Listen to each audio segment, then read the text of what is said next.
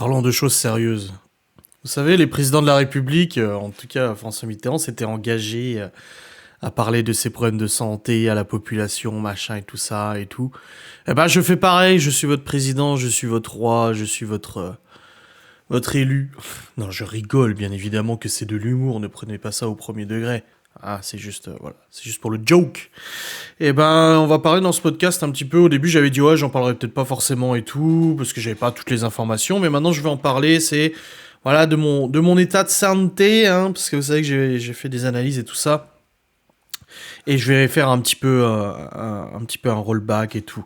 Il y a maintenant de cela quelques années, à la naissance de Libye, j'ai fait des examens et tout parce que je n'étais pas très bien et tout ça, et je m'en souviens parfaitement du médecin d'ailleurs. Je sais pas si elle exerce toujours là où j'habitais avant, et elle m'avait fait des analyses et tout ça, et je m'étais pris un sacré soufflet. Elle m'avait dit voilà, mes analyses étaient pas super bonnes, machin, faire attention, vous avez pris trop de poids et tout, ce qu'elle avait raison, hein, parce qu'à ce moment j'avais pris pas mal de poids et tout ça.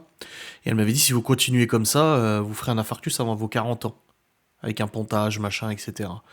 Et oui, ça m'avait interpellé, mais bon, vous savez, j'ai pas fait gaffe pour autant et tout ça. Moi, je suis épicurien, j'aime la vie, j'aime bouffer, j'aime bah, pas boire, je bois pas d'alcool, fort heureusement d'ailleurs, parce que j'ai des comportements assez excessifs parfois vis-à-vis de certains aspects de la vie, comme la bouffe, ou je sais pas quoi, je sais pas, mais je sais que en fait, quand j'aime quelque chose, ben, j'aime beaucoup en fait, si tu veux. Quand c'est de la bouffe ou des trucs comme ça, ou des sorties, ou des machins, voilà, ou des jeux vidéo et tout, bon, un peu moins maintenant, de toute façon, je vous en ai fait une vidéo à ce sujet. Mais voilà, les années ont passé et tout ça, et comme vous le savez, il y a 2 ans, j'ai fait une coronarographie suite à des problèmes, des douleurs au cœur et tout ça, électrocardiogramme.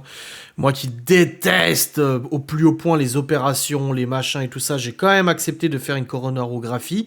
Donc en fait, ils te font passer un tuyau J'ai encore la cicatrice d'ailleurs, et c'est toujours sensible, jusqu'au cœur pour voir si les artères sont pas bouchées, etc. Donc j'ai fait ça, et le soir quand j'ai reçu les résultats, ils m'ont dit écoutez non, vos artères ne sont pas bouchées, mais c'est quand même pas normal, vous avez des douleurs comme ça, il faudrait investiguer davantage. Je vous avoue que j'ai laissé un peu de côté. J'ai eu beaucoup de choses à gérer et tout ça, j'ai préféré laisser de côté parce que voilà, je suis quelqu'un qui gère le stress plutôt bien, mais faut pas non plus en déconner quoi. Je veux dire, au bout d'un moment, t'as un niveau où il y a trop de trucs à gérer et tout ça. Donc c'est pas si simple que ça. Donc j'ai laissé et tout ça.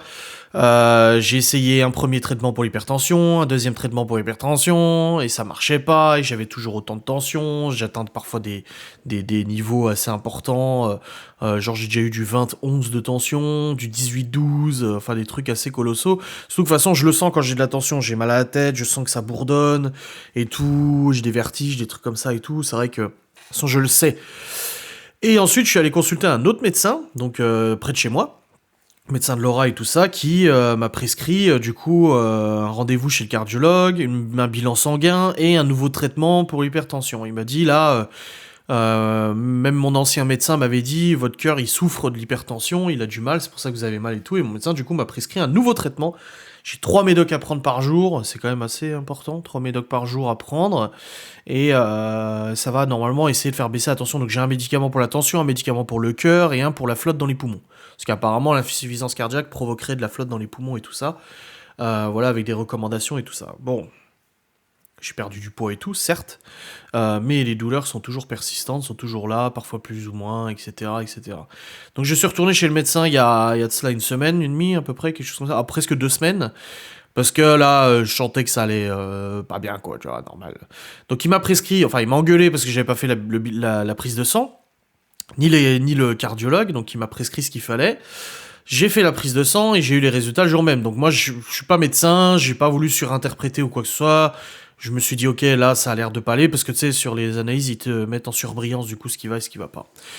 Et du coup, le lendemain, j'ai eu le médecin au téléphone, qui a regardé les analyses avec moi et tout ça. Et là, il m'a dit, bon bah voilà, va falloir faire vraiment très attention. Déjà, le traitement, il faut plus que je l'arrête. Donc je continue mon traitement pour hypertension, machin et tout ça. Il m'a dit que j'avais un bon métabolisme, que plus d'un serait déjà allé à l'hôpital avec une tension pareille, etc. Donc tu vois, moi je suis fier, moi je dis j'ai un bon métabolisme, parce que le problème c'est que ça m'arrange bien, mais j'essaie de partir du principe que mon corps est suffisamment performant pour pouvoir gérer lui-même ce genre de problème de tension et tout, sans médicaments. C'est pour ça que j'ai arrêté le traitement. Enfin, à la base, je savais plus pourquoi j'avais arrêté, maintenant je le sais, hein. Déjà, après 2 semaines de traitement, je me souviens pourquoi j'avais arrêté ce putain de traitement, qui est à vie en plus, hein, c'est un traitement à vie, à 34 ans, c'est cool. Et du coup, le médecin m'a dit, voilà, vous avez un bon métabolisme, mais là, ça va pas du tout, votre cœur, il est en insuffisance, il souffre, en plus de ça, vous avez l'hypertension et tout. Alors, qu'est-ce qui cause ça? Bah, forcément, le poids, hein, ça n'aide pas. La bouffe, ça n'aide pas non plus. Les prédispositions génétiques. Dans ma famille, on a tous de l'hypertension plus ou moins, des problèmes cardiaques aussi. On a tous des problèmes comme ça. Le stress au quotidien et tout ça, un fort niveau de stress et tout qui provoque cette hypertension et tout. Et puis voilà. Du coup, le médecin m'a donné des recommandations. Alors, comme il m'a dit bon, bah, c'est pas compliqué. Charcuterie. Fromage, tout ce qui est matière grasse en fait, tout ce qui est triglycérides, c'est ça je crois, matière grasse et tout ça. Alors j'ai du cholestérol, j'ai pas de diabète. Honnêtement, je pensais qu'il allait me dire que j'avais du diabète, mais j'en ai pas. J'ai pas d'inflammation non plus. J'ai chopé la maladie de Lyme il y a quelques années. Bah, là ça va, j'ai pas. Ils ont fait le test de Bolierose là, je sais plus comment il s'appelle, mais du coup c'est bon. On voit que je l'ai chopé, mais je suis à un niveau correct parce que c'est une maladie qui peut revenir à tout moment malgré le traitement, donc c'est pas évident. J'ai plus la goutte, parce que j'ai eu la goutte aussi, mais ça je vous en parlerai du coup dans une autre vidéo. Mais voilà, du coup il m'a dit, alors fromage, il m'a dit, il aime pas le principe d'arrêter totalement. Il m'a dit, faut très fortement limiter charcuterie, donc viande de charcut, trop salée, etc.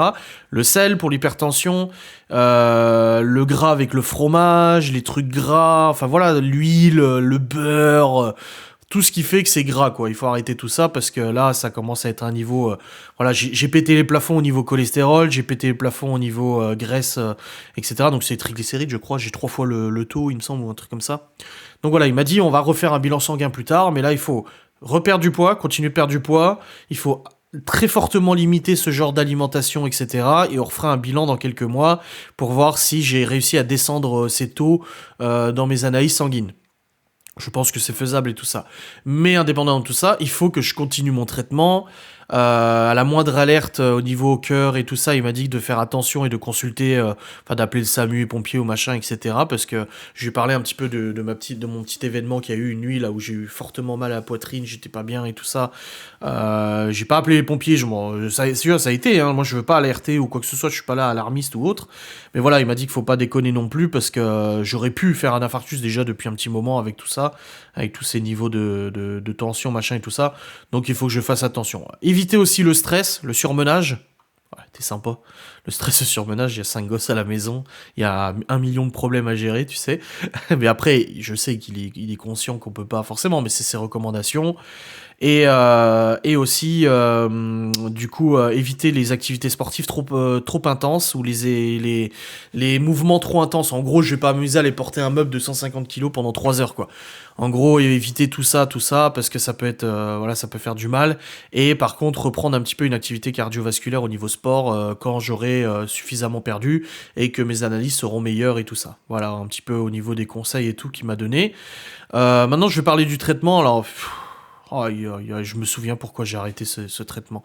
Donc, dans tous ces cachetons que je prends, j'ai vu sacrément la différence. Donc, dans les effets secondaires que j'ai pu noter, parce qu'il y a plein, tu sais, de toute façon, il y a plein d'effets secondaires pour plein de médocs différents, hein. Déjà, j'ai des fortes douleurs articulaires et tout ça. J'ai mal au dos, mal aux épaules, mal aux genoux, machin et tout ça. Donc, j'ai l'impression d'être un vieux de 85 ans, même s'il y en a qui sont en meilleur état, tu sais. Bon, il y en a qui sont en moins bon état aussi, hein, mais voilà, douleurs articulaires, machin et tout ça. Ça, c'est un peu chiant, mais ça va.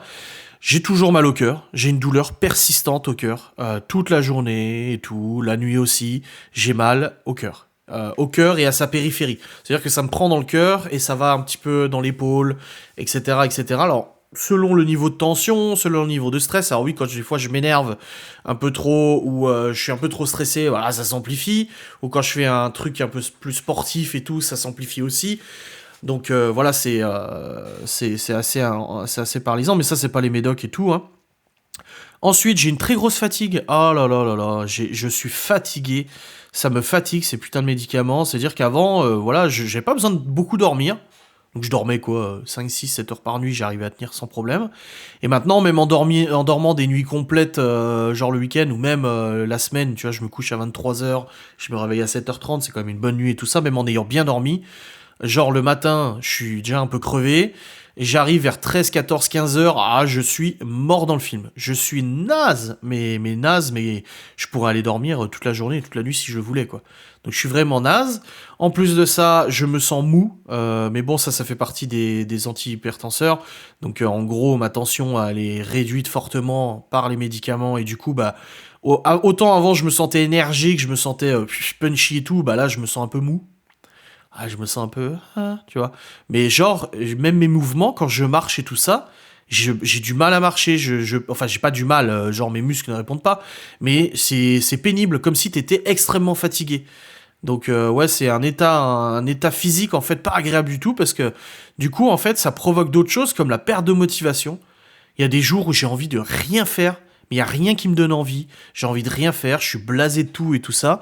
Il y a des jours où c'est mieux que d'autres. Là, par exemple, hier, j'étais bien. Je pense que ça se verra dans le vlog, mais j'étais bien et tout. Voilà, bon, j'ai eu de la fatigue et tout, mais j'ai dû bouger, donc je pense que ça m'a permis de penser à autre chose et tout.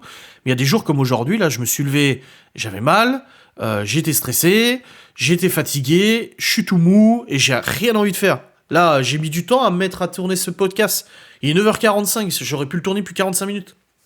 J'arrive pas à m'y mettre, parce que je suis blasé, quoi. Donc, ouais, c'est un peu chiant, parce que moi, je suis vraiment quelqu'un qui n'aime pas ne pas être moi-même. Et c'est pour ça que je n'aime pas prendre des médicaments. C'est pas parce que je fais ma tête dure et tout ça, c'est parce que déjà, je n'aime pas le principe de devoir prendre un cacheton, un produit chimique, pour pouvoir, en fait, altérer mon état d'être, en fait, mon comportement, mon état d'esprit, voilà, mon moi, quoi. Et ça, je n'arrive pas, parce que je trouve ça pas normal, c'est pas naturel. Même si je comprends qu'il faut le faire, mais pour moi c'est pas naturel. Et du coup c'est ce qui se passe actuellement. Donc je continue le traitement, j'attends de voir ce que ça donne. Peut-être que avec le temps ça va s'apaiser, il y aura plus de symptômes, etc. J'en sais rien, on verra bien de toute façon. Mais voilà, donc là je fais mon traitement, faut que je prenne rendez-vous chez le cardiologue, j'ai pas encore fait, mais faut que je prenne rendez-vous chez le cardiologue, il va me faire sûrement un électro et des conneries comme ça. Même si à chaque fois qu'on m'a fait un électrocardiogramme, on m'a dit, bah écoutez, au niveau de l'électrocardiogramme ça va. Donc y a pas, c'est bizarre quoi, je comprends pas. Enfin bref, je vais pas m'alarmer ou quoi que ce soit, je vais pas dramatiser ou autre. Il y a des gens qui ont des problèmes bien plus graves que ça de toute façon. Donc voilà, j'ai arrêté la clope, j'essaie de manger moins. Alors là, j'ai pas touché de saucisson depuis maintenant 2 semaines. Ça va faire 2 semaines que j'ai pu bouffer de saucisson et ça fait vraiment bizarre. Le fromage, pareil, ça fait 2 semaines, alors que d'habitude le soir on se mange toujours du fromage avec les gosses. Bah moi j'en touche plus. Je mange plus de fromage. Alors je sais qu'il y a des fromages que je peux, il y en a que je peux pas. Mais du coup, bah, j'ai réduit fortement depuis 2 semaines. Et voilà, et puis j'essaie de faire ce que je peux, quoi. Au bout d'un moment, je peux pas faire des miracles non plus. Je referai des analyses sanguines dans quelques semaines pour voir si ça s'est amélioré ou si ça s'est aggravé. Mais voilà, un petit peu au niveau de l'état de santé. Donc en gros, les recommandations, c'est ça, c'est la bouffe. Et puis l'alcool aussi, mais bon, je bois pas d'alcool. Donc comme je dis, dans mes comportements excessifs, heureusement que j'en bois pas. Parce que moi qui aime bien la bonne bouffe et tout ça, si j'aimais bien l'alcool aussi, ça serait compliqué à mon avis. Donc voilà, il n'y a pas d'alcool. Limiter fortement tout ce qui est charcuterie, fromage, graisse saturée, machin et tout ça. Voilà, après, je regarde pas tous les emballages de tout ce que je mange, hein. Mais voilà, faire attention. Éviter trop de stress, trop de surmenage. Ok. Non, ça me fait des rires quand je dis ça. Et puis voilà, donc voilà un petit peu pour mon bilan de santé, un peu plus en détail que ce que je vous ai dit en vlog, ça vous permet de savoir un petit peu.